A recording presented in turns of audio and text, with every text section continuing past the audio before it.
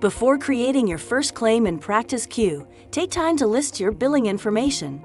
There are separate areas for entering your personal billing information and your group billing information. Here in the Clinical tab of your account settings, you will list your personal billing information. This information will transfer onto your claims and superbills. Every practitioner who wishes to bill payers under their own name needs to have these fields filled out in their account.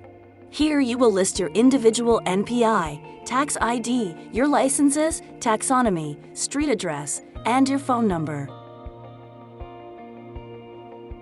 In the claim settings under defaults is where you will list your group NPI. This is what goes in box 33 of the CMS 1500 form. Use this only if your clinic submits claims using a group NPI for all practitioners. Here you will be able to list the organization's billing details. This includes the group NPI, the tax ID, the organization name, the organization street address, the phone number, and the organization's taxonomy. Practices with more than one facility need to choose one as their default for billing. The default location is what will populate on each claim you create. You can list the client's paid amount here to make it populate in box 29 of the CMS 1500 form. Use the Pay To address field to have checks from your third-party payers sent to a different address than what is listed under your group billing information.